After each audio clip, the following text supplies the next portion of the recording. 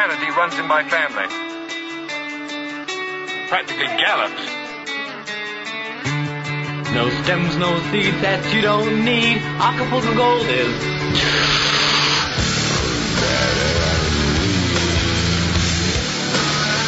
This is the most acid I've ever seen anybody eat in my life. Wow, man. Fire it up, boys. Why don't you get a job, Spicoli? What for? You need money. All I need is some tasty waves, cool buzz, and I'm fine.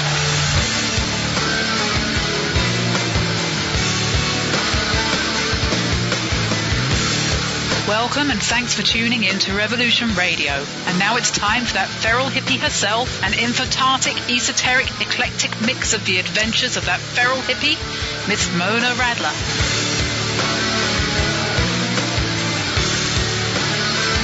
What are you people? On dope?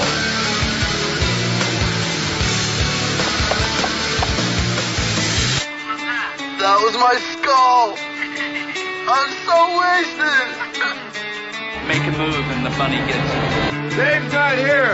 All right, Mona, it's all yours. Take it away. Mine, oh my goodness. Everybody, welcome to freedomslips.com, revolution.radio. And that means period dot, not the word. And Haggy Shack. Remember, we're listener supported. This is the last day to get your donations in for this month, so please make a heavy donation for us. We need it.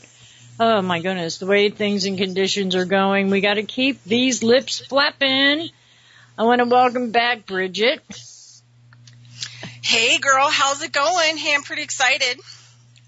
You know, if I knew how, I would change the mechanics of it.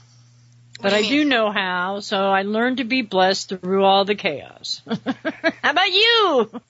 Well, I just ignore the chaos and keep on going. Yeah, there you go. Stir that compost. Yeah. Well, I'm really excited for you because you're joining our Revolution Radio family, and I know that you're worth the listen. So just to start off, give a little explanation of what your show's going to be like. Well, I have been working on the side with an amazing lady named Janie Vaught, and when you kind of approached me, when you went behind my back. Oh, did I? Oh, I didn't think I did that, but go ahead. No, in a good way. But when you said, you know, you should be on Revolution Radio after our last show. So I wanted to be able to do a different show because in the past I've done radio. I've had 4 TV shows. One was old school studio, SynCat First Amendment TV, locally here in Reno. And then I had 3 online TV shows. So I wanted to do it different because, you know, there's always these guidelines, even though they're supposed to be you know, for the people radio, First Amendment, TV, whatever else. And there was always like this undercurrent of manipulation and control, and then, you know, getting some of the hosts arguing and fighting, and it just was like a nightmare. So the thing I'm really excited about with Revolutionary Radio is that you pretty much do it yourself. And it's all about you and what you want to talk about, and there's no, I don't know, like, corruption, manipulation, control. Because I've had people on networks like literally lie to me point blank to get me to do something, and then I find out that I've been like completely manipulated. So I'm super glad that that's not going to happen on Revolution Radio. The reason why we can do that is because we're not corporate sponsored. Yeah. So the good news is that before, when I had shows, it kind of had to be about the guest, and it had to be about, which is not a big deal. I'm going to have some really awesome guests doing grassroots stuff. Don't get me wrong. But it's going to be around what I want to talk about, you know, what Janie wants to talk about, what our interests are. And our interests are going to be biodynamic farming, because that's my thing. Janie does permaculture. She's building a food forest in her yard in Texas. Nice. I know, and she collects everything and rainwater and everything. So we want to talk about those topics. We want to talk about saving the earth, one person individually at a time, because that's what we're doing. How to do these things, how to make a difference. We're going to talk about some of our, path, the road that we walk, and just a lot of different amazing stuff. Traditional prayer, original medicine, that goes way, way back. Things that have been around for a long time. I mean, people have renamed things like raw food. When we wandered around tribally, we ate raw food. That was all that was normally available. Right. So maybe to break apart people's conceptions of food as medicine, herbal medicine, spiritual path, walking your spiritual road and committing to it, and just a lot of other farming things and trying to heal the earth. Basic chemistry. Why would we deny the basic truth of nature for synthetic, artificial, and damaging? It doesn't make sense to me. Well, but we're it's hereditary now, because every time that there's a change, the DNA structure. So Weston Price, because that's one of the people that we study kind of in biodynamics. And he, early 40s or 50s or whatever, went out and was trying to figure out what was, causing people's teeth to be bad, So what he found was basically he went to tribes and he would study their teeth, and their teeth would be perfectly straight, perfectly white, no decay. We're talking about people who are feeding off the environment, naturally working with the environment, eating food that has nutrient density and all this other stuff. And then he started to find out that the more that industrial, commercial food, especially like white products, sugar, flour, pastas, whatever else, they were actually causing chromosomal defects. Oh, my. And so basically, when you look at people and if their teeth are naturally in America, we do orthodontics, so you can't really tell what the genetic chromosomal mutations are in people. But he could pretty much figure it out by crooked teeth. And so, interesting. So what would happen is that once the chromosomal damage was done because of this type of food, then the hereditary offspring, right, the offspring of the next generation would actually, now it would be in the, the DNA, RNA kind of a situation. So the more crooked people's teeth are, the more chromosomal defects that they have. Yeah, because that's not how we were originally designed. Interesting. So, anyway, yeah, he was a dentist, and he did some amazing work. And then you have a lot of these great books like, Sally Fallon has, Nourishing Tradition books. She's got quite a few awesome books, even how to feed kids. And it all goes children. back. Yeah, and every time I hear the word kid, I see a baby goat. Oh, I'm sorry. All right, children. But, we don't want to feed baby goats bad things either, human food. I know. They don't. So, but there are a lot of books online that people can find. Sally Fallon is an amazing writer, and she follows the Weston Price traditions, and these books talk about a lot of natural foods, and, how to make certain types of foods that follow along, trying to heal the chromosomal defects. But this is the problem we're at. We're at like 5 generations now of, damaged chromosomes that have been, passed on. So now we're really starting to see like major defects. There was I'll throw out another book that's older and it's cheap, but there's also The Medical Heretic. And he wrote a book like in the 70s, and he was a doctor. He'd been in family practice, and he wrote the book basically because of what he had done to people. And he didn't know. Well, he got to see the 3rd generation come in, right? So he worked on the 1st generation as a doctor, and then they had offspring, and then the offspring after that. And basically what the vaccines and everything were doing to people, and that he kind of wanted to come clean, and he wrote the book, The Medical Heretic. And I think you can get it for like $2, but it would be, and, that hasn't changed. So now we're like. It's gotten worse. Well, we're in like hereditary means that it's stuck. It's a change in the system, and that usually after 5 generations, it's going to take, 4 or 5 generations to get out of that, which means that somebody in that family line is going to have to start eating raw food and getting, heavy dense nutrient to start cleaning it up. So that way when they have offspring, and this other thing too, you have all these people having kids right now. It's like a new baby boomer kind of period, and none of them work on detoxing themselves, cleaning their systems up, and preparing to be pregnant. I know, right? So that I'm witnessing it firsthand.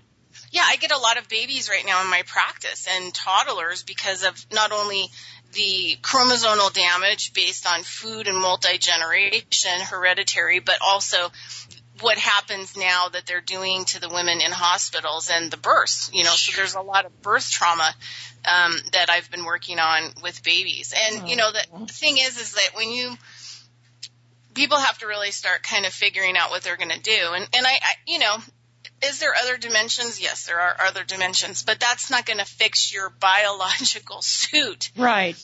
You have to actually clean your diet up. You have to walk the path of getting exercise. You have to do all these things in order to heal your biological suit. There is not going to be anything that is going to be able to fix that. And yes, are there some machines that can fix cracked bone or, a frequency to cure this disease or that disease? Heck yeah, there are those things, but then you're going to get something else once that's cured. And then you're still, whoever owns the machine, they're like your new doctor, and you're kind of attached to them and binded to them for them to help fix you. When you, in order to have long-term health, are going to have to change your whole lifestyle, your whole diet, and your whole way of being. And the other thing, too, is I get really angry because of, all these science that are trying to move us away from actually dealing with what we've done to the earth. I know. Oh, well, we can grow food in these big warehouses doing hydroponics. Bridgette, hold on. You got to hear this. What? They actually have grafted 5 different peaches on a tree. Now, this is so GMO'd. Oh, it produces in a year. They have adulterated nature so bad. And they're trying to poo-poo it like it's something wrong and dirty. Ugh. Pisses me right off. Well, the thing is our bodies are like soil, exactly like soil. Our microbes eat up the bad. Well, most of us we have no microbes anymore because of everything we eat is so sterilized. So there's nothing for the microbes to help us with. This is where inflammation comes from. We talked about that on your last show. But if we don't heal the soil, we're never going to be able, that's sterile as well. We're never going to be able to clean the water. We're never going to be able to clean the air, and unless more people start moving in this direction, even just growing food or a little food forest in your own yard or however you're going to do it, it all goes to cleaning the environment. So, for example, in cities, we should have, if you have a big apartment building, then you should have 4 squares around it that are pasture. Right. Or natural ground and land and flowers, because what you need to do is you have to have carbon for carbon. If you have a negative carbon, you have to have a positive carbon to take down the negative carbon.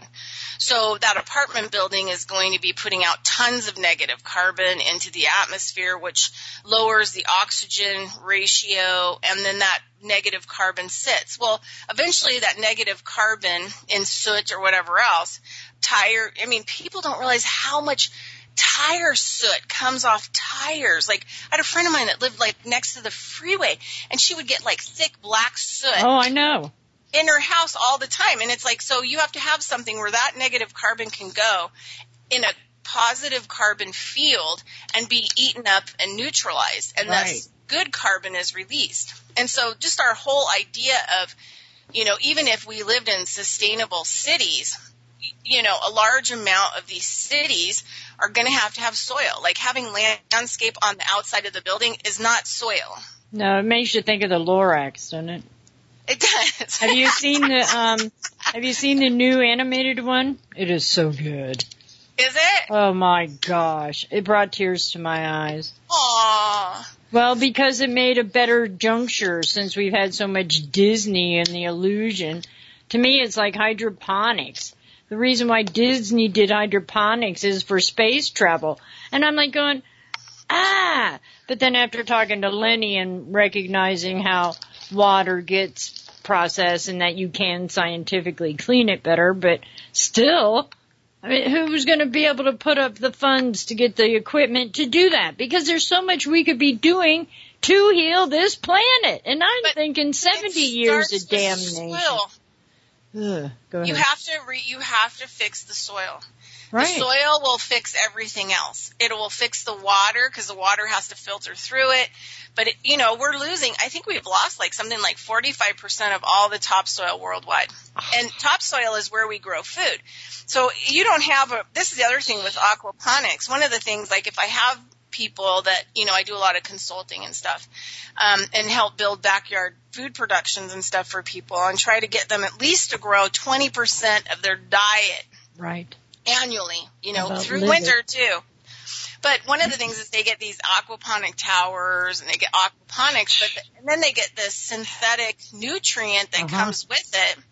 And this is what I do is I teach them how to make biodynamic compost in their yard, and I teach them how to make compost tea to put into the water from the compost so that you have micronutrients that are actually created from soil. The compost tea is a liquid that, you filter through a nylon sock to get all the hard stuff out, and then you put it into the aquaponics tower instead of actually fake nutrient because the plant needs the microorganisms. If the plant doesn't have microorganisms from your community, from your land, in your place, it cannot grow food that will give you food as medicine. Have you ever seen Paul Stamets? Is that his name? Yeah. So you're right. It's all a fungal situation, and if it isn't... Not all fungal. Those are more of the rhizomes kind of a thing. But microorganisms, what they do, they're in our cells. So they're in our bodies. But when we eat sterile diets, they're gone. But they're the ones that break everything down and then rebuild it into something for the system. So anything toxic or blah, blah, blah, blah, blah, dangerous in our system, these guys will break it down like compost in our body and get rid of it. But then they turn it into something else. They either deliver it as waste or they deliver it into a new nutrient system, just like compost.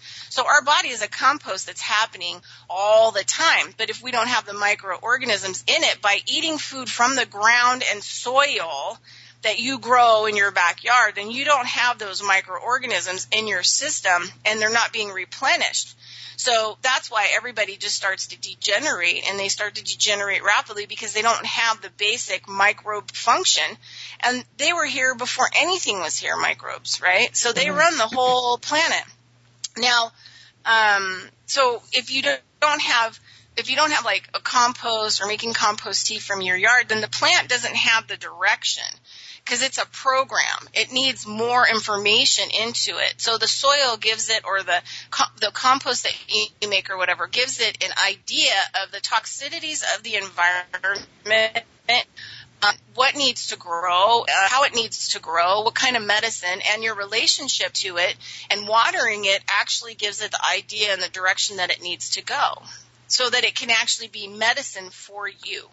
Oh, I do. I take mud. I take peat moss from, where is it? Tibet?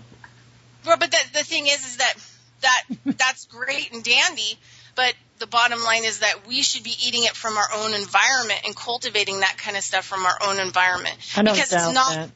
It's not from our environment. So the thing is something is better than nothing, but that is grown in Tibet for the toxicity levels and the problems there. It's not grown in your backyard for the chemtrails and toxicities and whatever else you have in your environment. So the plant doesn't know how to get around it unless it has the information from the soil in your compost in your yard. So it's a reprogramming.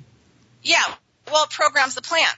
It programs the plant so that the plant knows the direction in which to go in that is best suited to clean up, the environmental mess in your yard, the environmental mess in your body, and give you the nutrients that are missing. So, it's like it's a program. It's like way more. And, by eating the plants out of your yard, you're getting the microorganisms and you're getting real nutrient, because this is the deal.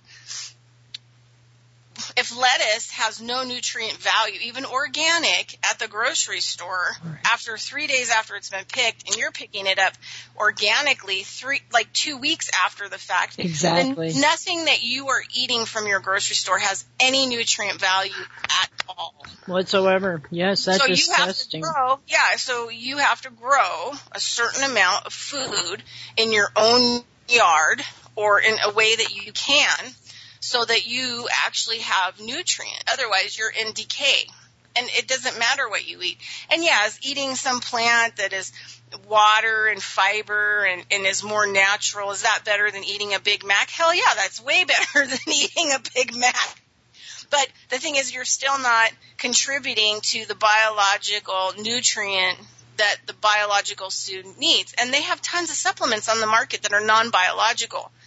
Yeah. And that means they're toxic and poisonous. Most people will say, well, I was taking magnesium or vitamin C and I got the shits. Well, yeah, because you're taking a form of magnesium or vitamin C that's poisonous. It's not even biological. It's not even near what the body needs. And all you needed was some blackstrap molasses. Yeah.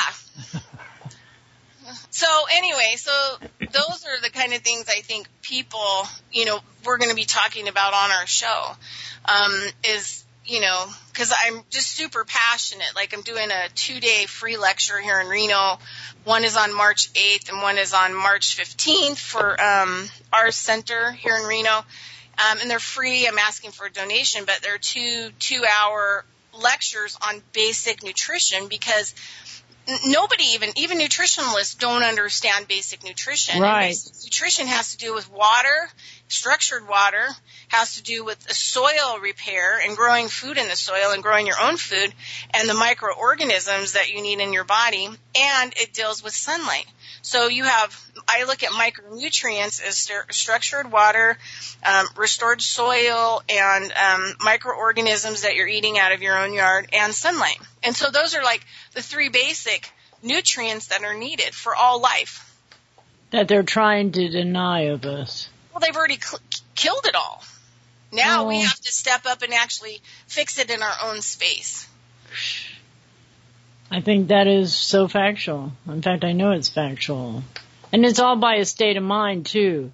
Because if your intent is just thinking that you're supposed to do this, you got to kind of like really enjoy doing it because you're doing something productive.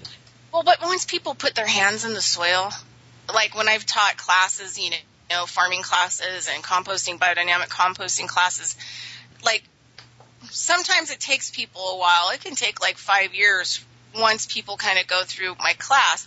Some people get it right away and want to really make some serious changes, but sometimes it takes people about 5 years to like check out what's going on for them to actually build their own kind of conceptualized thinking process about what they learned and how it's going to fit into their life. And you have to give your life up that you have.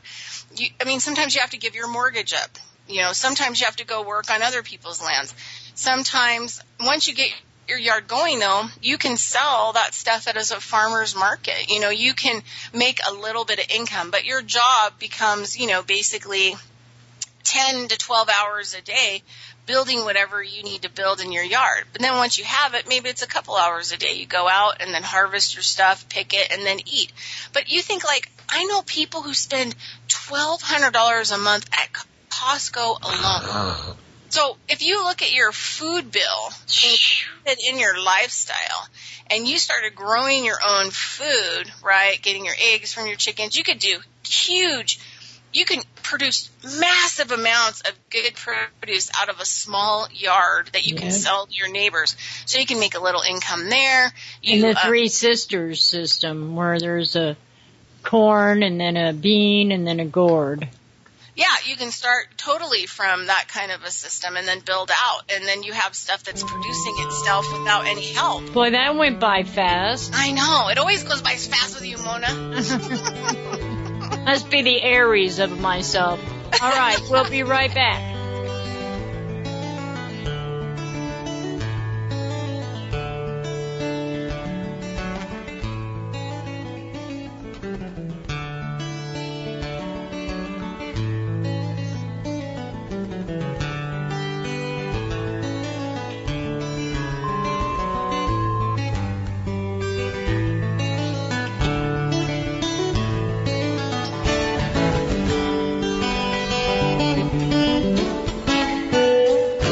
Revolution Radio at freedomslips.com. And we'll be right back after this message.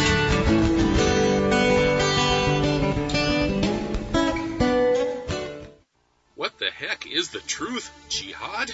Hey, I'm Kevin Barrett, host of Truth Jihad Radio. Federal prosecutors, Department of Homeland Security agents, and curious passersby often ask me, just what is this Truth Jihad thing anyway? Well, everybody knows what truth is, but jihad is a misunderstood term. Jihad means effort or struggle. The greater jihad is the struggle to be a better person, while the lesser jihad is the struggle to defend the community. Prophet Muhammad, peace upon him, did say that the best jihad is a word of truth flung in the face of a tyrant. And that's what we do here at Truth Jihad Radio. Every Friday, 8 to 10 p.m. Eastern, 5 to 7 Pacific, right here on Revolution Radio.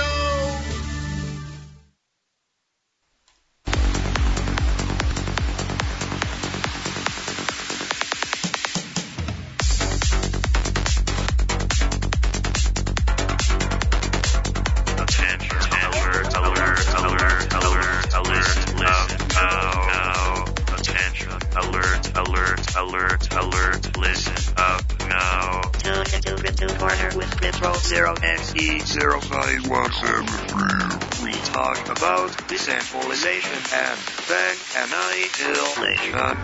Bitcoin, Litecoin, Litecoin, your coin, blockchain, baby. Mondays at 1600 hours Eastern, Studio A.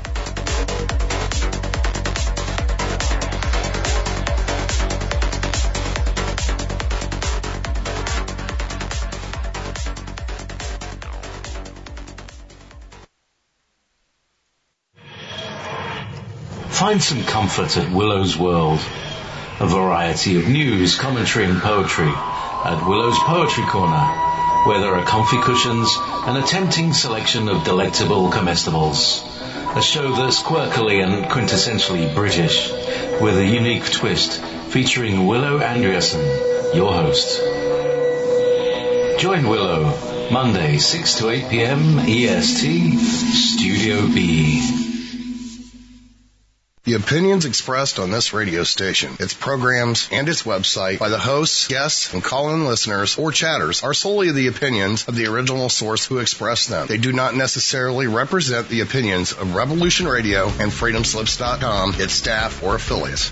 You're listening to Revolution Radio, freedomslips.com, 100% listener-supported radio, and now we return you to your host.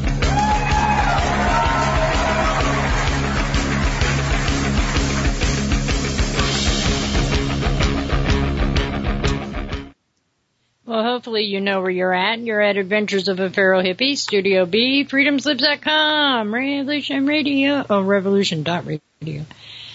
Don't forget we're listener supported. All I can tell, Bridgette, is that you feel like me. We want things alive and jovial. We want to stimulate the good things to occur, because when you put it out there, it comes back to you. Yeah, well, I mean, I go back to the teachings of, I've had a lot of really amazing, old school native teachers, and my really close native teacher who passed, he said that we really need to be in balance, and balance is not pulling for joy and happiness or anger or hostility, because it's like a seesaw. One side goes up and it has to combat the other side. One side goes up, it has to combat. So we live in a polarity war, because that's what it is. It's one side fighting against each side. So when one gets too high, the other one comes in to fight it. So we'll just call them the light and the dark. So the dark gets too prominent. There's light that comes up. People move to the light to fight down some of the darkness. If too much light comes, then the darkness comes, because we live in this reality is a polarity. And so his whole thing was always about balance. Right, and then it comes back to the work. It comes back to the four directions and the four cornerstones. So, because only on four corners can you really build a really good foundation, but they have to be in balance, or the house starts to lean. Well, unless you're doing a dome home. But it still kind of has to have. It has to have has to have like the basic in order, so that way one side isn't leaning more than the other, you know, when you build a foundation. The 4 directions, right. So it's been, you know, it's been a long road in my life to like not, you know, want to project joy onto the world, but to try to stay neutral, you know, and see how I can, you know, balance things out more instead of playing into one side or another. Yeah, I get that. But you said you were exuberant now, so what's going to happen on the down low with that if you can't have joy? Well, but I think being neutral is better. Oh, yeah. Because then I'm not tricked hormonally and emotionally all over the place. And I can stay focused during the course of a day. And because you're not making judgment. You're not choosing sides, and you're not taking it personal. Yeah, I'm not being hooked in, and I'm staying focused on and awake and aware on when I wake up, okay, what is the day going to bring, and being able to manage that day so that whatever comes in the future may be different. Maybe not, but maybe it will be. Well, everything is the future because it's being from the past, from our now. It's just been an amazing knowledge of the things we haven't been taught, and that that's a good thing because we need more conscious teachers because the rote has got to go. Yeah, well, you know, hopefully, you know, I don't think that it's gotten to the, you know, I always look at it this way. This is what I tell people.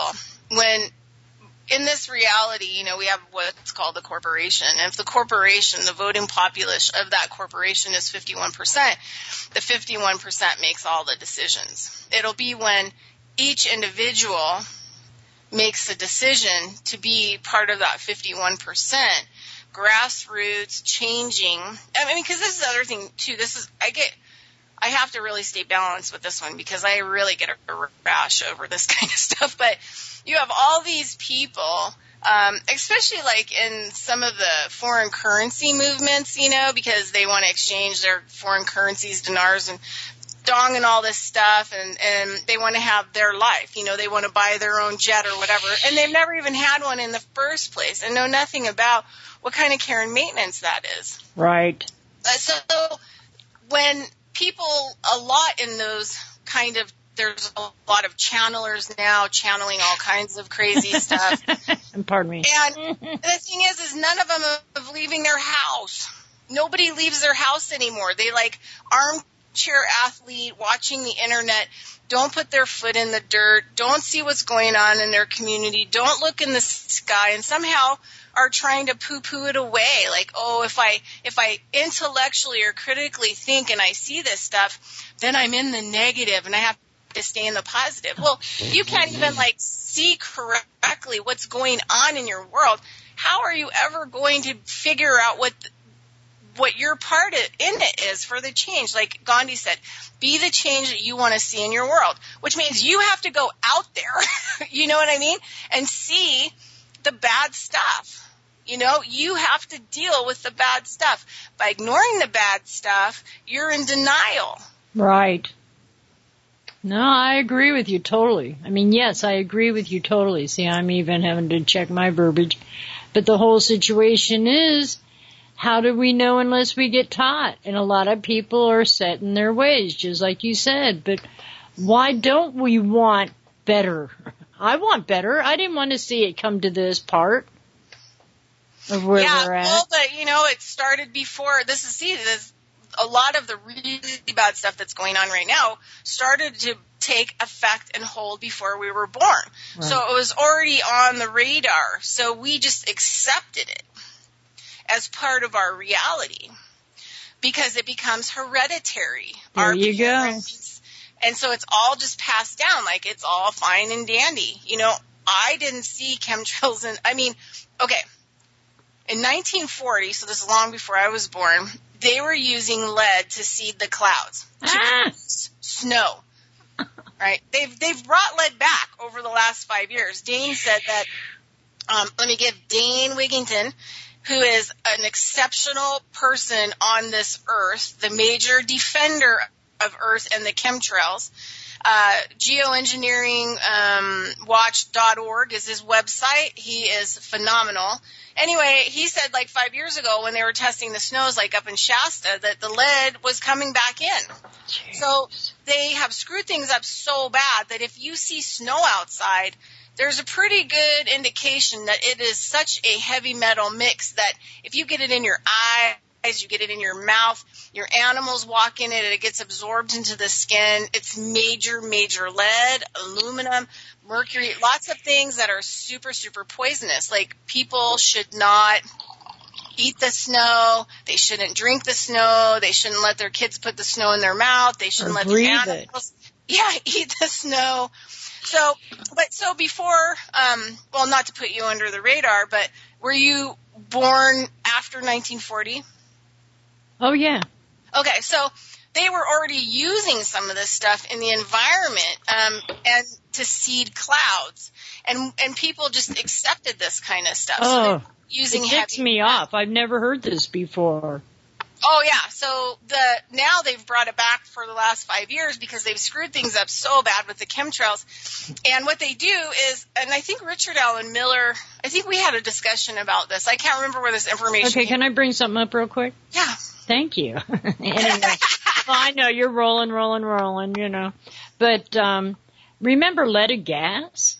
Yeah, and you were talking about the dust that comes from tires. Imagine how many years that went up into the stratospheres, and I swear, by all my conscious sense, they are compressing and they are missing. So that might be the reason why it's coming back down. Besides probably coordinating with the aluminum and barium and beryllium or whatever else this stuff is in the chemtrails. But that's just my idea.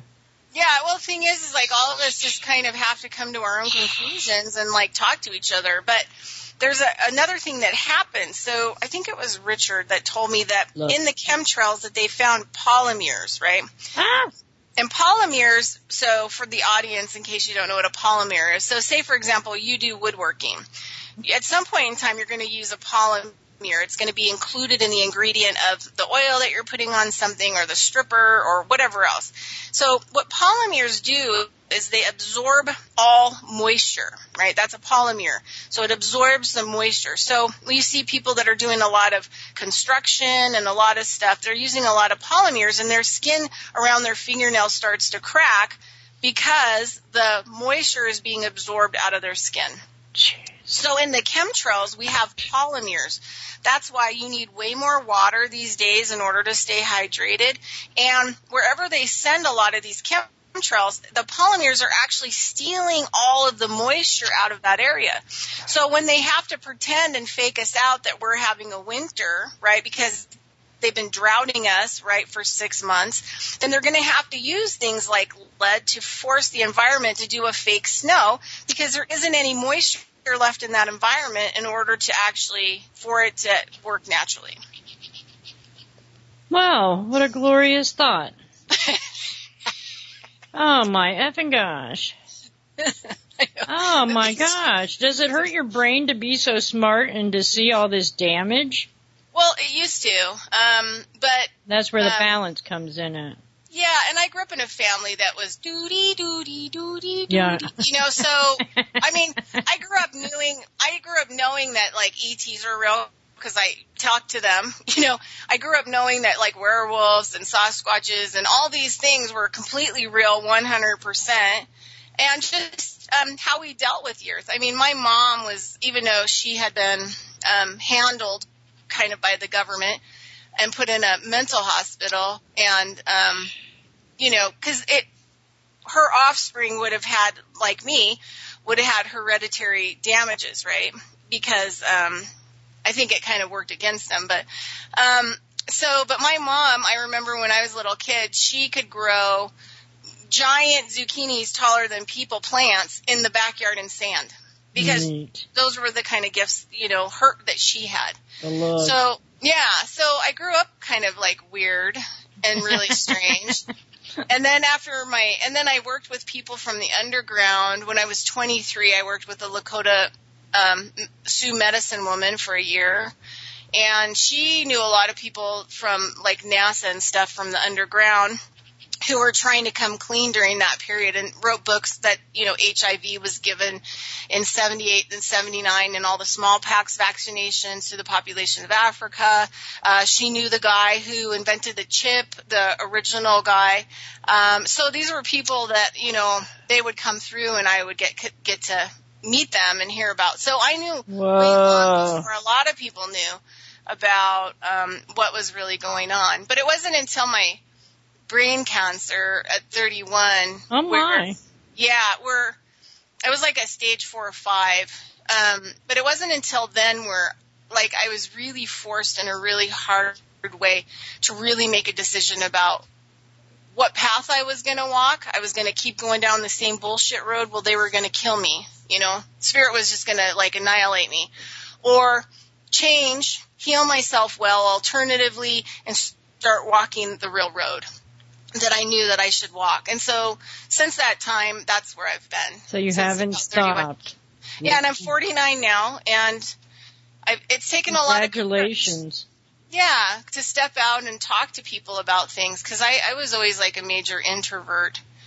And I knew all this stuff, and it was all hidden and dormant inside of me, but I never really talked to people about a lot of stuff. So, and the other components are about, sometimes you just got to be the change that you want to see in this world, and you want people to be more educated.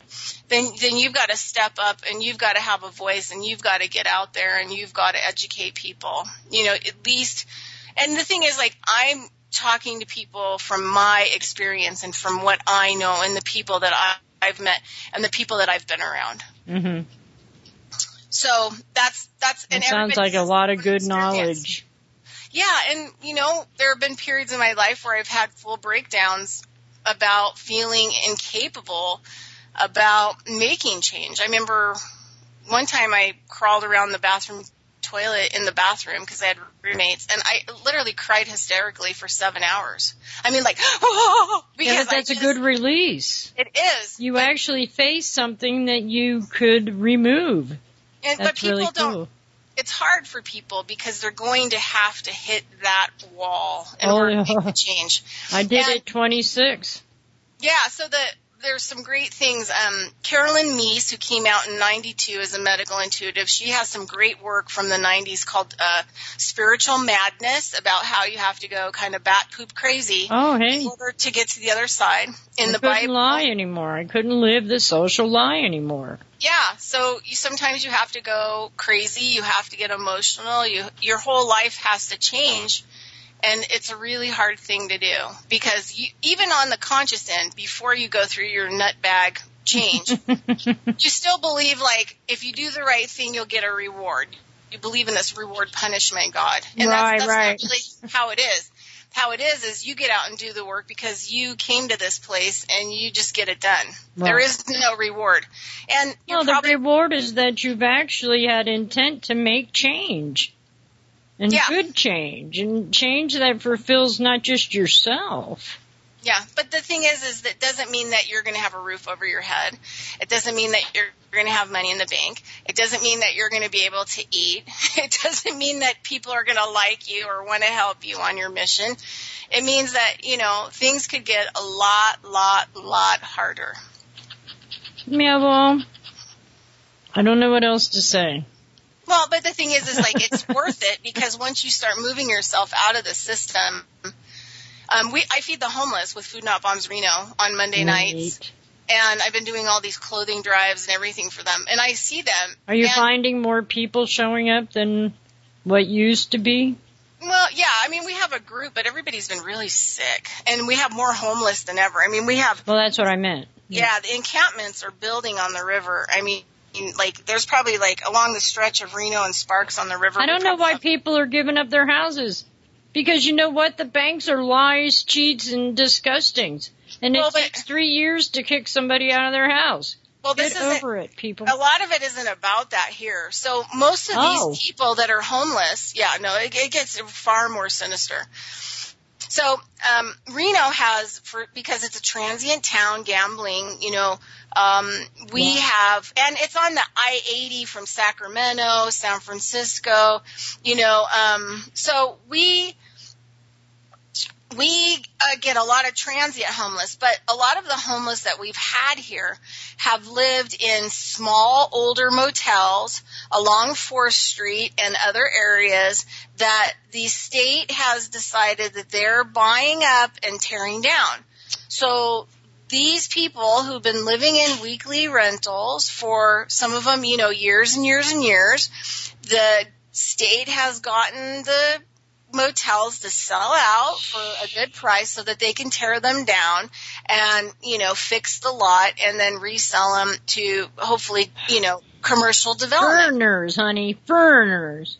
Yeah, so then on top of it, there's a whole area of old houses, like tons of them. I don't even know. I couldn't even tell you. Maybe like 200 from kind of sort of by the university, but on the other side of I-80, and from Virginia all the way down to Wells, they're working on projects to condemn them all so that the state can pay off the people who own them and take them. Well, this is also a place where all the affordable housing was. So then you have, they're expanding some of the highway corridors, like on McCarran, which is like the circle highway that goes around Reno. And doing that, they've bought up and, torn down, like probably hundreds of houses. Good, reputable houses that could have been housing people. Yeah, so then what happens is that even the people that had those houses and they got a payout on their house, even if it's an older house and paid off, they still can't go and buy a new house because the market is way back up. Well, plus it's all toxic if you've got new materials that's going on now. Yeah, serious. Oh, gosh. So our homeless population is so extreme, and the governors and the mayors, there's been a lot of us before I did Food Not Bombs that have tried to talk to these people, and they want nothing to do with it. Police want nothing to do with it in Reno Sparks. The fire department, there was a fire on the river, and the Reno and Sparks Fire Department, because it was homeless, fought over it and refused to go down there and put out the fire. So they had to call in another county fire department from an hour away to come in to put the fire out. Oh, that puts tears in my eyes. But why didn't the community take hold?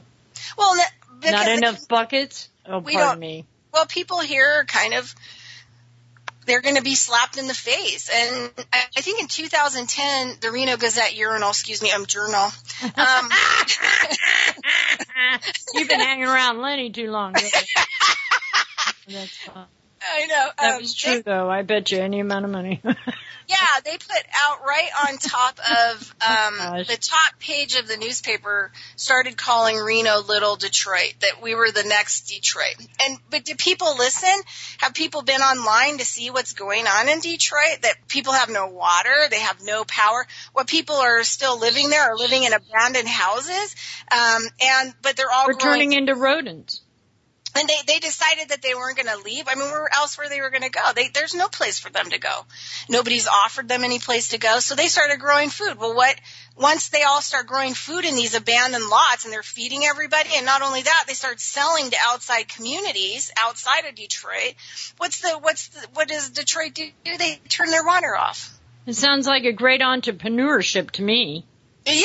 Well, they were doing so great, and they were restoring the soil from all the Detroit contamination by growing the food. Oh, my gosh. So the thing is that, Reno is... May I ask you a question? Yeah.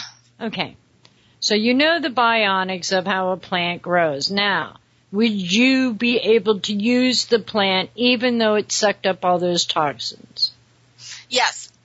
If it grew in your soil in your yard and you had a relationship with it and you were watering it, because it would pick up for you individually when you go out, say in the morning, and water those plants and you're all stinky from the night or whatever and you sweated, the plants actually pick that information up they breathe in the carbon dioxide from you when you lean over. Aw, I always talk to my plants. I tell them I love them and how pretty they are. Yeah, but what happens is the plant, right, that's growing a fruit for you or growing for you to eat, picks up that information and starts to change its form. Oh, my. So that it can actually create the food you need to get well to heal those same toxins in your body.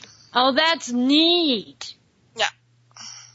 So I wanted to do this project because in the Anastasia books, I don't know if you've read them, she talks about I've heard all about them. I love that. Yeah, you put the seed in your mouth to grow your own medicine. You hold it DNA-wise for 15 minutes. Then you plant it in the ground, take care of it.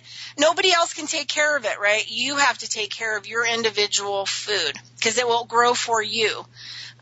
Interesting. But one of the projects I wanted to do, but nobody was willing to fund it, was like, say, target pancreas cancer. And have a greenhouse where we grow in soil in the ground. But that way we can grow in the winter too and do like tomatoes. But then what we do is we have patients that have pancreas cancer. We do several things. We either have them pee in cups that we can put out so the plants can like pick up the smell. And then we have the pancreas cancer people, you know, put seeds in their mouth. So we start to work on some research on growing tomatoes to help heal pancreas cancer. That is a great, what do you call it, symbiotic system? Yeah, well, yeah, because that's what sustainability is, right? A symbiotic. Instead of us, we work together. I'm game. I used to have community gardens all the time.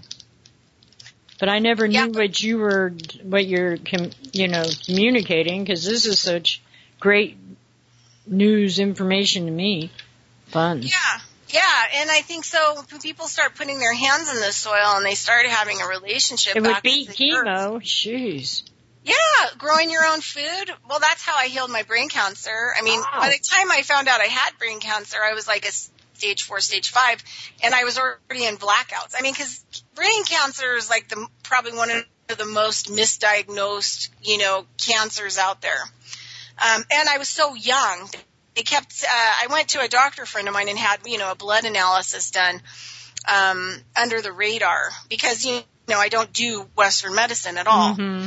And she came back saying, basically my hormones were all over the place and that, it might be helpful to settle down and have kids to get my hormones back under control. And at 31, she was calling it perimenopause.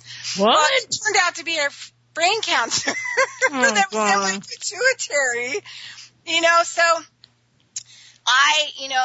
it's how sad. I know. So that's kind of like where everything, and I was growing some foods in my little yard that I had back then and stuff like that. But that's kind of the point where I really changed because I had to go on specific diets. Like I did macrobiotics and where you take everything out so there's no food allergies. And it's a really hard diet to do, but, and then, working on the juicing, the detoxing, cleaning up all the infections in my body. And I had tons of them that I'd had from when I was a kid because, they were never really, once the infections or whatever were gone. And a lot of people don't know this, that acne with white pus is staph infection. Oh. So that's that you have like a dormant. And you probably got it from your mother because you get all the diseases you're going to get. A friend of mine that's an immunologist said that you develop them in your tooth buds. So your brain, your tooth buds, your skull, and your spine are the first things to develop. So you get all of the predatory diseases from the mother that you're going to be predisposed from. And there's 3 types. There's 3 types. There's the staph and strep carriers and developers. I'm one of those.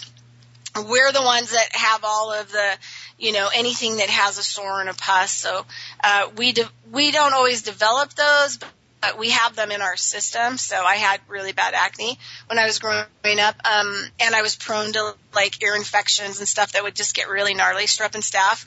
Then there's the degenerative disease people. They're always thinner. They're prone. We're at the top of the hour break. Right on. I know, girlfriend. This just really is sailing by. We shall be right back.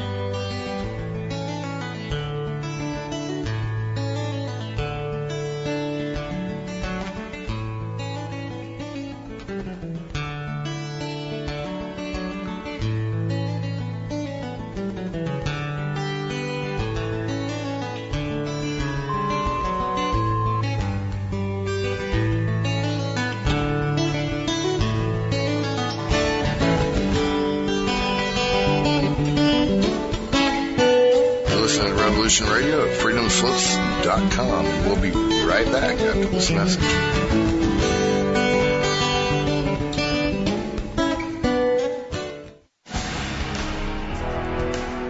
The Secret Society Revealed. With your host, Joseph Atwell, author of Caesar's Messiah, The Roman Conspiracy to Invent Jesus, and Shakespeare's Secret Messiah, the groundbreaking discoveries that gives us a new understanding of how governments and elites use mind control to manipulate their subjects. Join Mr. Atwell as he lifts the veils of deceptions of our modern world. Mondays, 12 noon Eastern Time, 9 a.m. Pacific Time on Revolution Radio.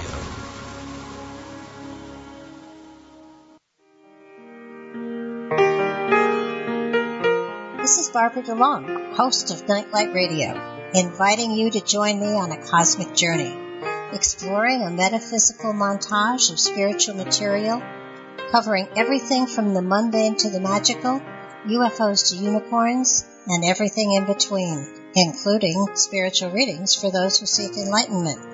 Let Nightlight provide you with equal measure of light, love and laughter, insight, wisdom, and inspiration.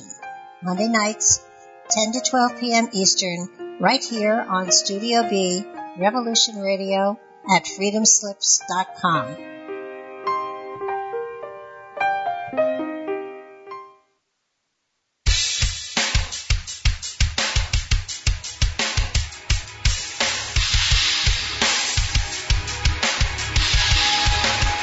Enter into a world unseen on Raven Star's Witching Hour. You will encounter eclectic topics from the realm of spirit brought into our matrix of truth. With your host, the Solaris Blue Raven. Solaris will bring you an array of unique guests covering topics from ghostly spirits to amazing anomalies, covert technology, UFOs, and shadowy global events. And that's right here, Revolution Radio, freedomslips.com, Saturdays, midnight till 2 a.m. Eastern Time. Revolution Radio, where information never sleeps. Let the magic rise. The opinions expressed on this radio station, its programs, and its website by the hosts, guests, and call-in listeners or chatters are solely the opinions of the original source who expressed them. They do not necessarily represent the opinions of Revolution Radio and freedomslips.com, its staff, or affiliates. You're listening to Revolution Radio, freedomslips.com, 100% listener-supported radio, and now we return you to your host.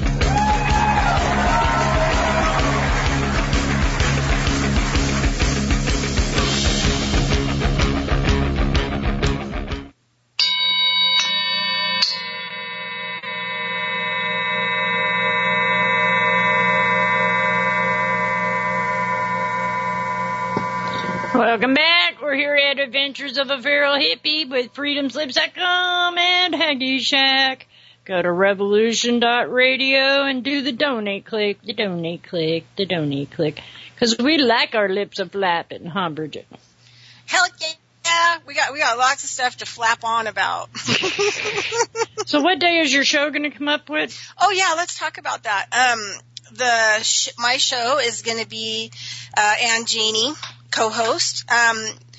We're up on the schedule right now. So the show is going to start March 17th. We're on Saturdays. I think it's 4 p.m. Eastern to 6 p.m. and which would be 1 p.m. Pacific. And we have like a nice little pic on there of a bee on a flower. So that's how you know it's us. And we've got a bio and everything up on the page. And we're going to be in Studio A. Neat. So pretty excited about that. And for listeners, you can find me on my website, coe-llc.com, and then Facebook, Bridgette Lyn Dolgoff. So last time I was on your show, I had like 3 people friend me on Facebook. So way cool. I got some new people. New people, like, what do you mean? Well, just new people that I've never met before. So I always like those new people that kind of find me from being on shows and stuff like that. Networking, yes. Yeah, well, and they're more conscious because if they're listening, to places that I was on, at least interested in, I don't know, moving everything forward or finding out what their part is. Right. Oh, and the name of our show is going to be Carrying Stones and Digging Holes. Sounds like a winner to me. Yeah. So, So anyway, we're So are you excited. producing yourself? I think so, yeah. Way cool. Yeah. It's not as hard as some believe it is. Yeah, well, I'm just kind of having issues right now with trying to create the intro. That's the part that's really hard. I downloaded the software this morning and downloaded some of the sound bites, but I just don't know how to actually make it all work. And I want to put some other stuff, bells and whistles on it too, and then do the voiceover intro. That'll be super easy. Mm-hmm. I wouldn't even dare attempt it. Mike did mine, and it's perfect. I love it. Well, everybody's really busy right now, so yeah, there's a lot of things going on. So the nobody can help me. So I'm like, this is how my websites were. I couldn't get anyone to help me, or the people that I paid to do them did a terrible job. And then they like hold them hostage. Uh-huh. You're like, well, could you put this on the calendar? Okay, well, that's going to be $50. It's like, so now they're in control of my websites. It's like, no. So I spent 30 hours on YouTube watching how to build WordPress sites. I'm getting pretty good at them now, but sweet. Yeah, and I just do my own stuff and help out other people with nonprofits. I'll help put stuff on it, or at least teach them how to use it, right? Right. So yeah, I'm like, not tech savvy at all. Yeah. So, but this whole creating this opening and everything else, and then also too, I learned something, just so you know. So, in order to be able to put your shows on YouTube, you have to get rid of the commercials from... Mike does. They're pretty good about that. Yeah, well, there's software that you can do it, so you can just, put your show on it and then edit out what you need and then upload it onto YouTube. Right. So I got to figure out how to use this software so that I can get it to move forward. But anyway, it's all good. I got some really fun sounds. I'm going to use like farming sounds. So I've got like a large stampede of buffaloes. Like you can hear them stampeding. And I've got some mooing and I've got some roosters and, I'm going to put some stuff in there. Cool. I'd like to find some John Wayne clips, like, hey, cowboy, kind of stuff, and throw that on there. So anyway, I just want it to be really fun. When it explodes out and the host, comes on and the music, I just want people to be like, what the hell is that? Yeah, you got to get their attention. Mm-hmm. I mean, that is one good way. Surprise them. Yeah. Dazzle them with your glamour, darling. Yeah, with my homesteading abilities. Well, the funny thing is I didn't even look to do this, and I'm going into my 5th year, and I'm just excited, and it's all simple to me to the point of where don't add more because it'll just confuse me. Yeah. So how did you get into deciding to do radio? Oh, I didn't. I was with the station when it first began 8 years ago, and Mike would use the phone and call out to get people on the thing. So if he had your number, you never knew if he was going to call or not, which was cute. And I was in and out of living in my van, et cetera, so I couldn't be with the station for a couple of years because you can't hear anything if you're sitting out front of Starbucks trying to put job applications out there.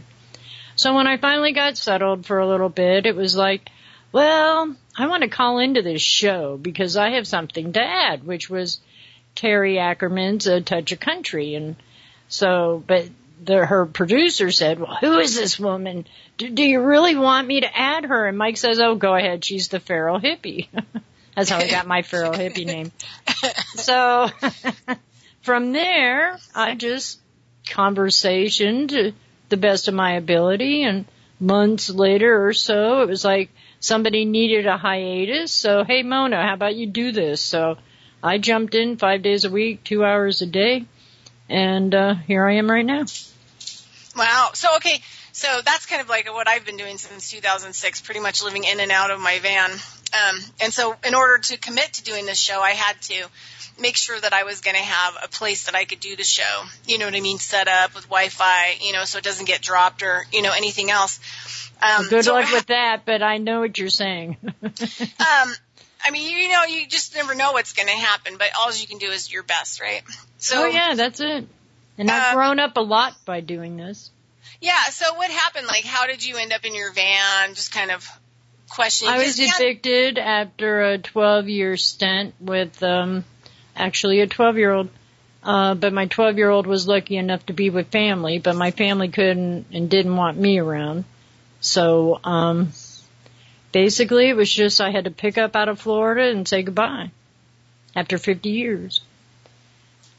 So then, you know, it's just a chance of the universe saying you need to go here now. I mean, that's the way I see it all, is that I was supposed to be somewhere else. So here I am right now.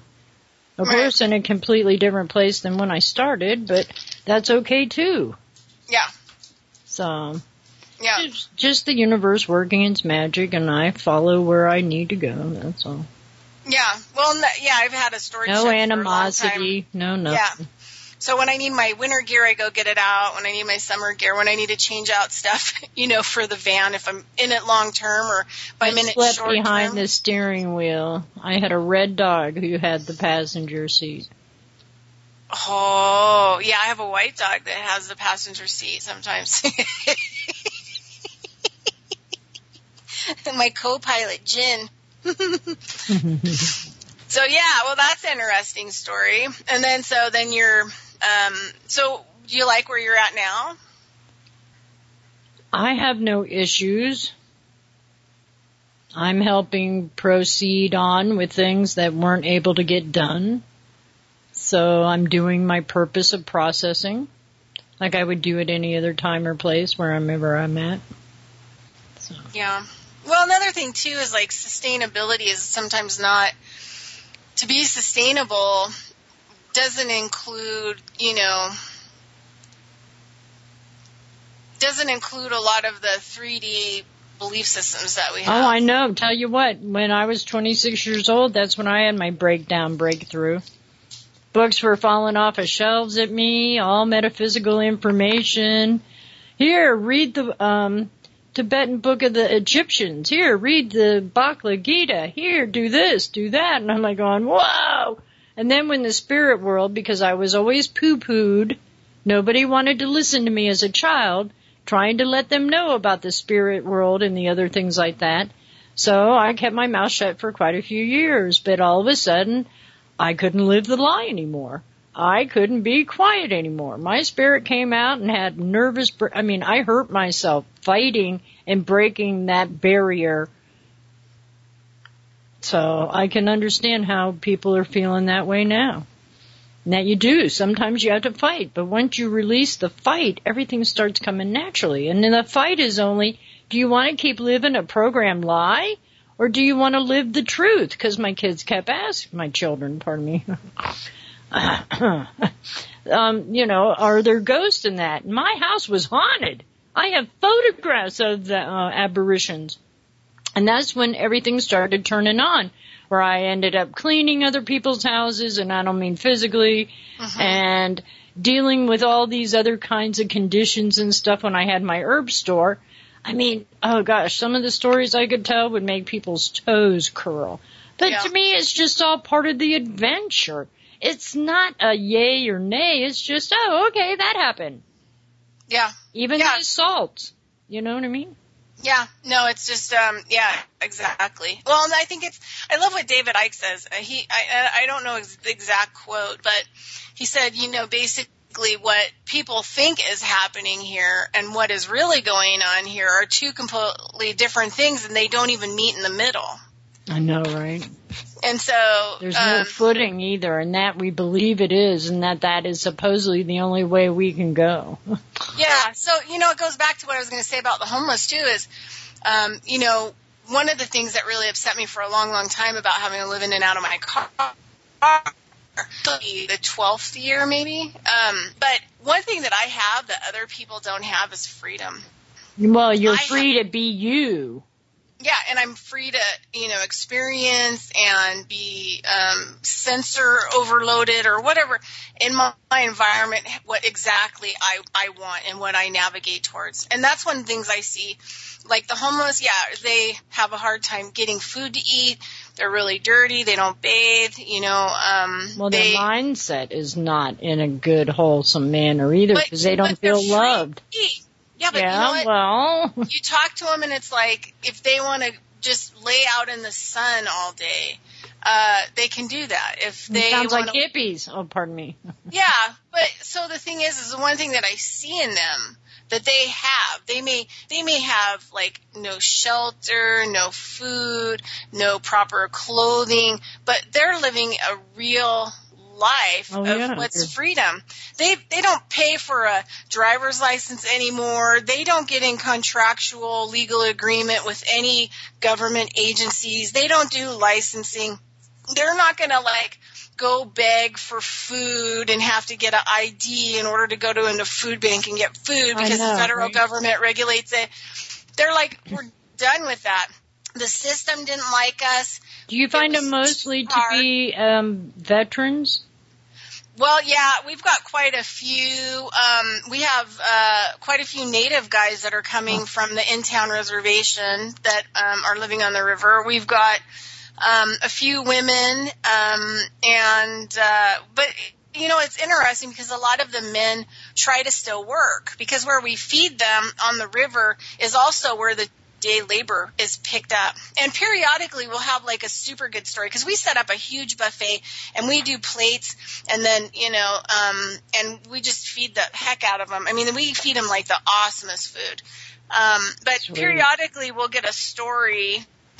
One of them, about a month ago, one of the older ladies that we would worry about, she came through the food line and she said, "Tonight's my last time seeing you guys." She said, "I finally got a place after waiting for 6 years on a welfare, whatever the hell it is, to get a place to live." But we were happy. Yeah. Because we're yay, because some of the people you worry about, the older they are, I mean, you're just terrified for them. And then over the summer, we had 2 or 3 women, young girls that were pregnant. We're talking 8 or 9 months pregnant. How are you doing that living under a bridge where you have access to no clean water, no bathroom? I mean, you're sleeping on the ground in tents or whatever else. I mean, I just, Did you ever see the movie Child of Man? No. Oh, it's just so sad, and that's where I see us going to. Well, what's it about? It's sterilizing the humanity when people were 18, something had to happen, like a lottery to remove people, but one woman ended up pregnant. She didn't know how, because nobody taught that, because the 18 years, it just got wiped out of people's consciousness because they were all just existing. It's just sad. And I really see that's what's happening with us. Yeah. Well, I mean, you're giving me evidence of it, Jeez. Yeah, well, it's hereditary now. The whole, work all day and get nothing and be happy about it. And then pay. This is the one that really always blows me away. I was standing somewhere and I was thinking about paying bills. I think it was I had to get the van, registered, a new registration on it. So this is why I was standing there at the machine to pay for the ticket, right, to put on my license. So I go in there. I've got, my smog and everything, and I go to the machine. I'm standing a machine and I think to myself, okay, let me get this straight. I have to get a smog that costs $30 or $40 on the car. Then I have to come here to the DMV, and then I have to put $100 into a machine so that will spit out a sticker so that I can put that on a license plate. So I can have a license plate. And I was like, that doesn't make any effing sense. It makes no effing sense to me anymore. And then I was thinking about, these people are sold in because this is what, their grandparents did, this is what their parents did, and then they grow up and want a mortgage, right? So they do everything they can to have good credit, which is like going against so many grains. I mean, squashing you into a box that eventually is going to break apart because there's no way you could hold all that together because it makes no sense. Right. And then you spend, say, okay, so the international statistics on lifespan of a CEO is 60. That came out 5 years ago and it hasn't changed. So you're going to have a heart attack or die or whatever else because it's a super unhealthy lifestyle all the way around. So let's just say in the business world, your life expectancy is 60. But you go get a mortgage for 30 years. So half of your life is chained to some bullshit bank and some bull crappy house that has no potential, and you have people telling you what you can do in your yard or what you can't. Right. So you can't even grow food or create a business in your home so that you can actually help yourself long term. So you're going to fail. 30 years is half of your life, but the mindset is my great grandparents did this, my grandparents did this, my parents did this, and nobody thinks because it becomes almost a genetic hereditary predisposition that you can't fight your way out of because you don't have the other consciousness of what life is other than that. Because all you're told, it's like, well, look at the homeless people out there. You want to be like them? Didn't they watch Little House on the Prairie? No, I don't think that people watch Little House on the Prairie. I like that kind of stuff. I want to have Little House on the Prairie. Oh, yeah, well, gosh. It does get exasperating, but I try not to let it affect me. Yeah, well, I think the thing is once you kind of understand programming and that it actually, because when certain kinds of programming like vaccines and thoughts and how people are kind of forced in like cattle into a societal system, and then you start to realize like it gets birthed into the next generation as a gene or a chromosome, and then that's stuck to the DNA, so it's really hard for the thinking to change, right, because it's a program. Then you start to realize like, if I don't really get a fire lit under my butt, then, and I don't get out there and start expressing some of this stuff of what I know from the people that I've studied with, the places I've been. I've had a lot of private clinics that I've been involved with where I do a lot of the structural and energetic medicine, right along like immunologists and stuff like that, where they're underground, where a lot of these doctors resign their licenses. So, it's a cash-only center. Right.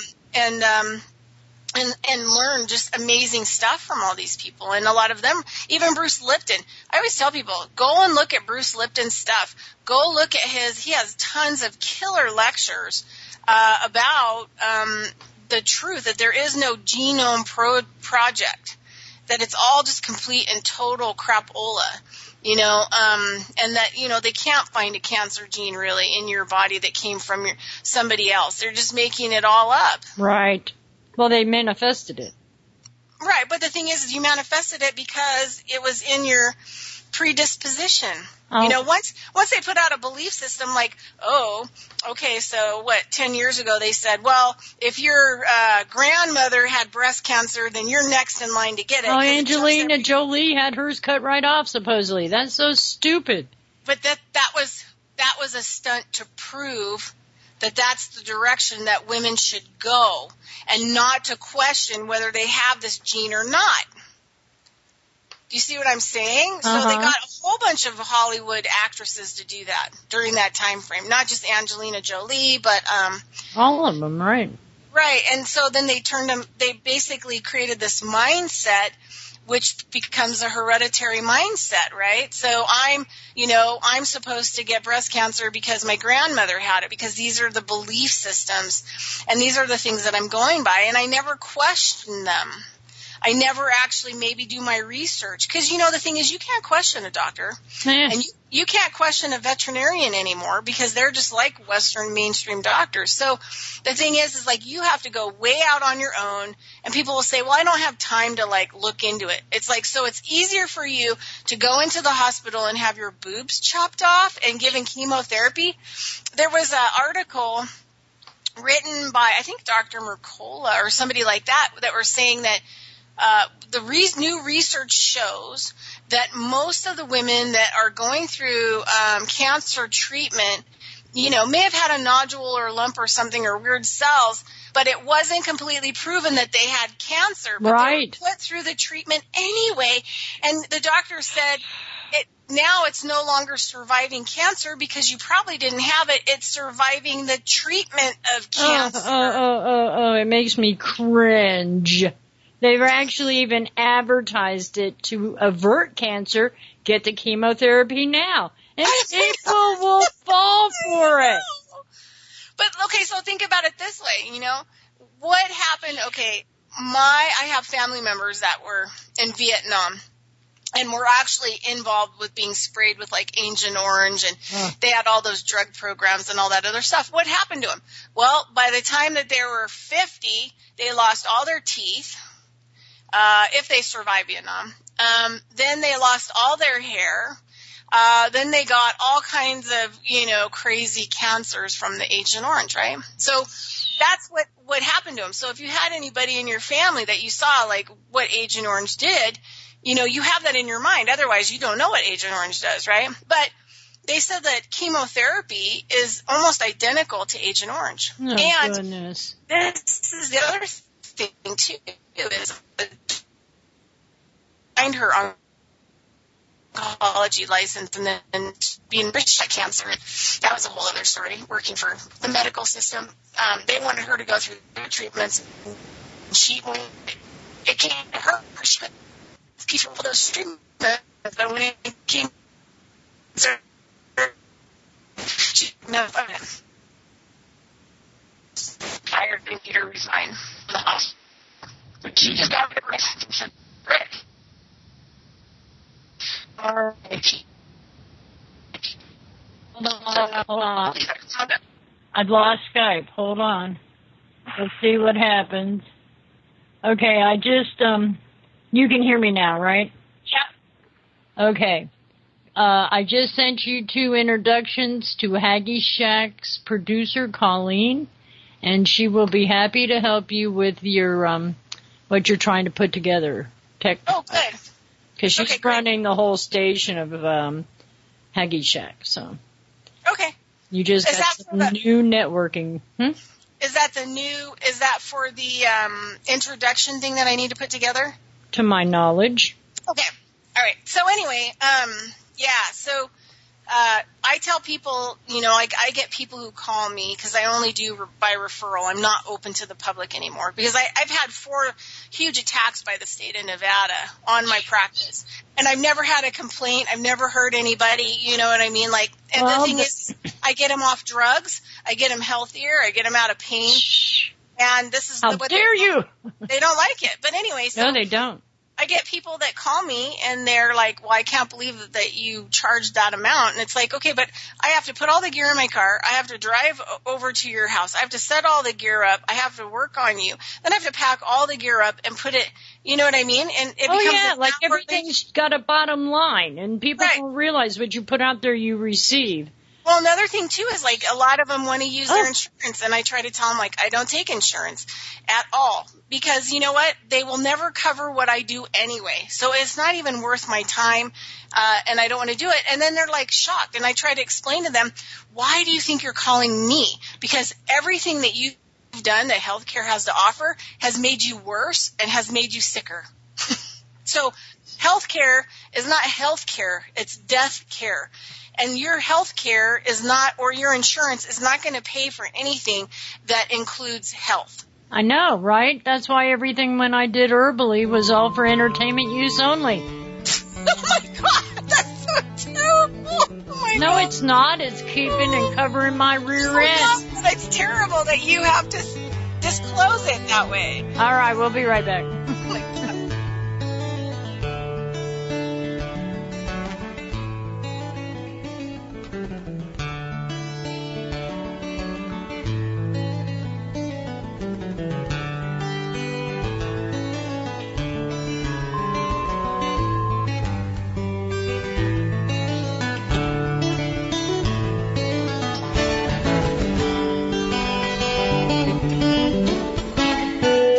Listen to Revolution Radio at freedomslips.com, and we'll be right back after this message.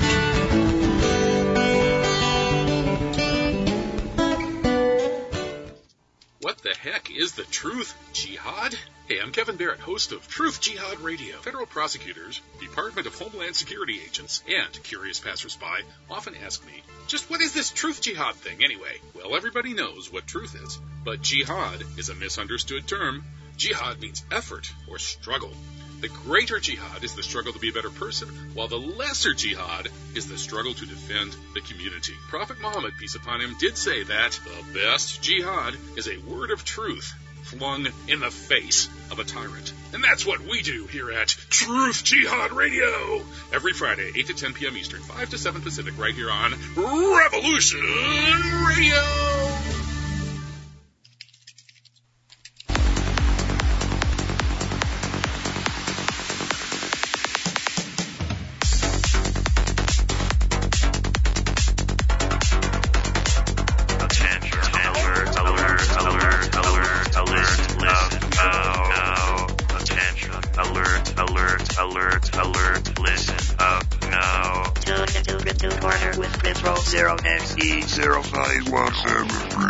We talk about decentralization and bank annihilation.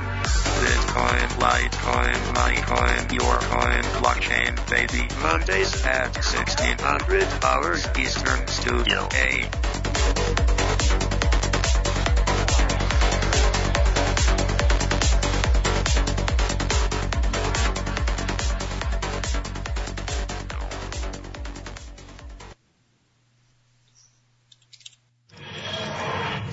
Find some comfort at Willow's World.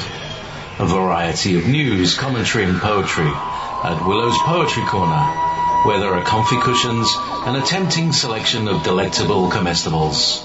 A show that's quirkily and quintessentially British, with a unique twist featuring Willow Andreasen, your host. Join Willow, Monday, 6 to 8 p.m. EST, Studio B. The opinions expressed on this radio station, its programs, and its website by the hosts, guests, and call-in listeners or chatters are solely the opinions of the original source who expressed them. They do not necessarily represent the opinions of Revolution Radio and freedomslips.com, its staff, or affiliates.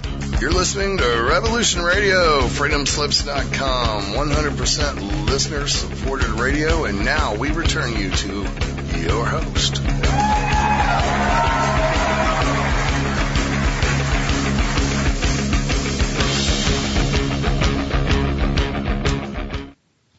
Goodness gracious sakes alive, how are we going to survive? Are we going to keep on walking the same stupid road, or are we going to find one that actually has wildflowers and strawberries and butterflies?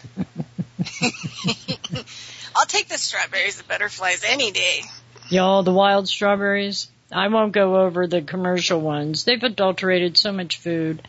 And then we can't even really consider it food. It's like, man, I think we're going to have to start living off of fungus.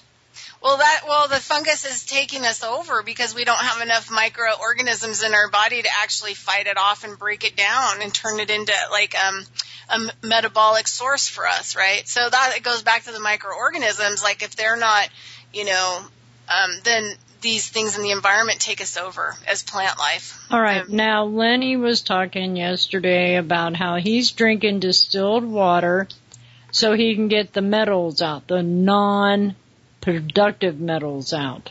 How do you feel about doing that? Well, I don't know.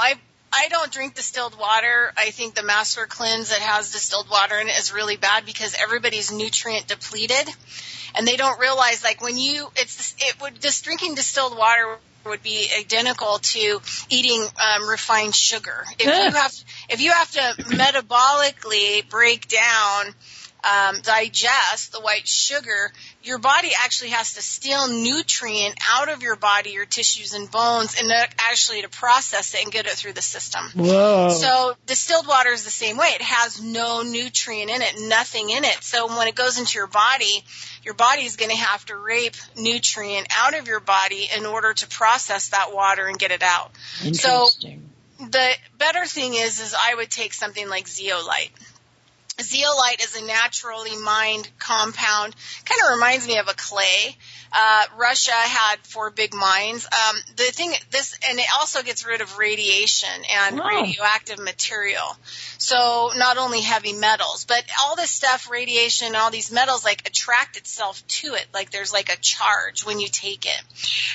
And so in Russia, this is what they did. They basically, put a whole bunch of, when the Chernobyl blew, they went in right away and dealt with it. Not like, Fukushima that's been going on for, so many years that it's totally destroying the whole planet. But in Chernobyl, they put a whole bunch of, I think it was boron on top of it from mines. Then they, put cement all over the whole thing, and the boron would actually pull the radiation. But one of the things that I read that they did on all of the villagers, I mean, there's still villagers, out there, people with homesteads. It's still several generations. There are some places that are really bad with a lot of mutations, but they took zeolite because Russia has 4 different mines of zeolite, and they gave it to all the villagers, and they started powdering the land, and they'd give it to their cows, and they would take it. And wherever the zeolite was, it would actually,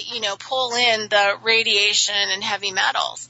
And so it would actually help everything. So I always tell people, you want to get a really good quality zeolite and start taking that. And I would, if you're living on the West Coast with all the Fukushima fallout, I was reading an article, they said 1 in every 5 people in Seattle they think has a hot particle from the explosions.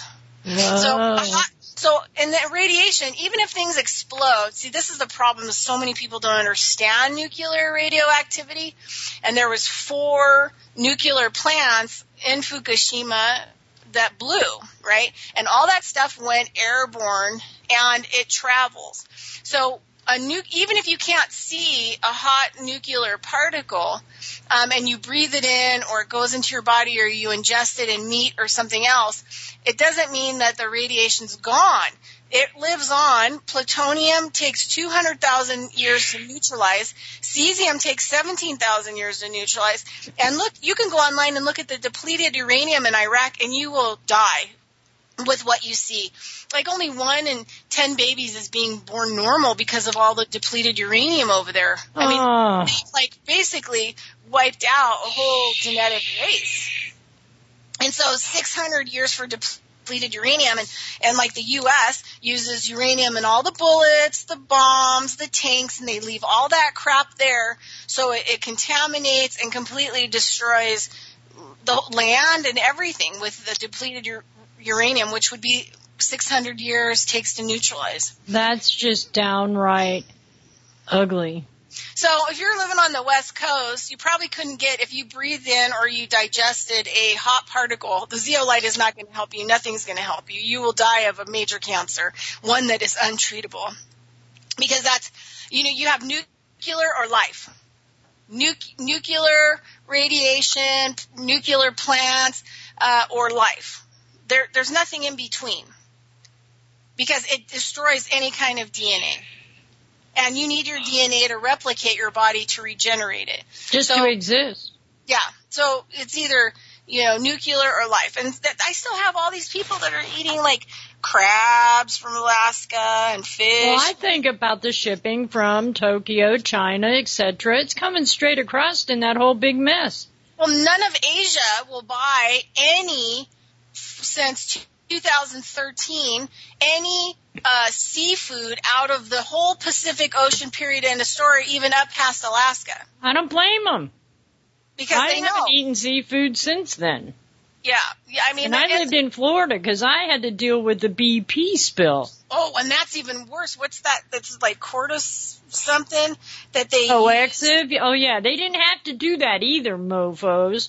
No, but it's still leaking. The BP oil spill is still leaking underground. And they want to do more on the other side of the Well, they keep spreading that. God, I wish I knew what I think it starts with a C. Coaxiv. Yeah, and then they put it in the water, and it basically kind of sort of makes it look like the oil's dispersed. It puts it in little beads down on the bottom. Right. But it's still there, but that stuff is so poisonous. But you kill the bottom, you kill the rest of the ecosystem. Yeah. Well, and the other thing, too, is as the rain picks it up, because it's also a nanoparticle, then it rains it all along those whole areas, which is killing all the soil. That's why all these people have all these weird rashes and respiratory diseases that they don't want to talk about in Louisiana and all that other stuff. And people are they've gone back to fishing there. That makes me want to cry. And the shrimp, and you know what? It's just like so shocking. But you know, they won't tell the truth. Rayleigh's, we have a grocery store here, and they put up a sign a couple of weeks ago about the crabs. And you know, some PhD that works for the head of the company wrote it, and you read it and you're like, what the hell is that saying? And basically I had to read it like 6 times. It was on the door. But basically they were trying to say because of sustainability and there's a lack of crabs that Rayleigh's is not going to be selling crabs for a while or may not have them in the future. And it's like, why don't you put the truth on there? Fukushima has killed all the crabs and we don't have anything melted to sell you. Starfish. Yeah. And islands of plastic. Oh, I'm sure the plankton love that. You think I would eat kelp anymore? I used to have kelp all the time because I knew that it was good for radiation and that. But now it would absorb the radiation, and I'm not going to take it. Yeah. Yeah. And that's the thing that they don't want to talk about. There was this company, I always get, because I'm in the, healthcare industry, and so I always get these people wanting me to get involved in these pyramid, nutritional supplements, and they'll be like, well, yeah, these people start taking it, and things go really good. And I'm like, yeah, but you go from not having any nutrient in your food to taking some nutrient, even as a supplement. Of course you're going to feel better. It doesn't even mean it has anything to do with the supplement that you're taking. It's the fact that you're getting nutrient. So, of course, you're going to feel better. So all these things that people talk about, if they just changed their diet and grew 20% of their own food, they would be way healthier. They'd never even need to go to a doctor anymore, and they wouldn't need a pyramid scam of nutrition. But anyway, there was this one company, and they were doing some kind of algae or kelp thingy, but they were harvesting it from the Isle of Tonga, around the Tongan Islands. And so I went to one of the meetings and I was talking to them, and at the end they're like, so do you have any, because I go not to actually become a distributor, but I go to listen to what they're talking about because they're lying to people and they don't know that they're lying. Right. So now I go to like poo-poo, kind of, or see what they have. So anyway, I went, and they were talking about how they're harvesting it from the Isle of Tonga and blah, blah, blah. This was like 2014, I think. And now it's pure. It's like the cleanest blah, blah, blah in the world. And you could, heal all these things from it and all this other stuff. And yeah, it's green. It has chlorophyll in it from the sunlight, has lots of water in it. And, in an uncontaminated world, it's the perfect food, right, to eat.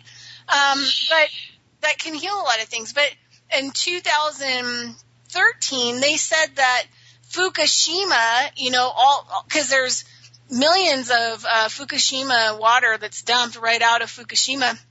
I mean, all you have to do is look at the radiation or heat charts of the ocean. They said in some parts right there in Fukushima area, right in the ocean, it's still boiling. Still boiling because that's what makes me sad is the life that they should be allowed. Well, so anyway, this is the deal is that they said in like 2013 that the radiation ocean expanse had moved down past the Hawaiian Islands. So I told these people, I said, it's not too long, maybe in a year, it's going to be surrounding the Tongan Islands. So you're going to be selling people a product that's going to have more radiation in it than if they wouldn't have taken it. Well, it makes you wonder, is that the new fastest Soylent Green? You know. Oh, God. Well, that's the thing, but this is the thing. Then you have to start thinking about other things. I start thinking about natural selection too. You know, like if you're not smart enough to do your own research and paying your 30-year mortgage, which is half of your life, is more important and more valuable, right, than actually taking care of your health and your body and your children and your grandchildren and your neighborhood and your community, then you deserve to die. Well, what gets me is I did not know the hazards of the future of vaccinations. Oh, and my daughter is having the worst time ever. Now, I don't know what's happening with the other two offspring because they don't really talk to me. But otherwise, besides the genetic inherited effect, and I think it's partly because... Yeah, hereditary. Yeah, hereditary. Well, I'm Native American and Irish.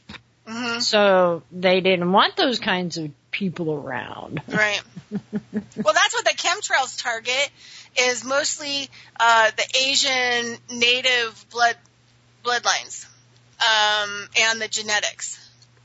Because the Asians have the same genetic structure as Native Americans, as, you know, Aboriginals. You know, a lot of these people have the same exact genetic structures.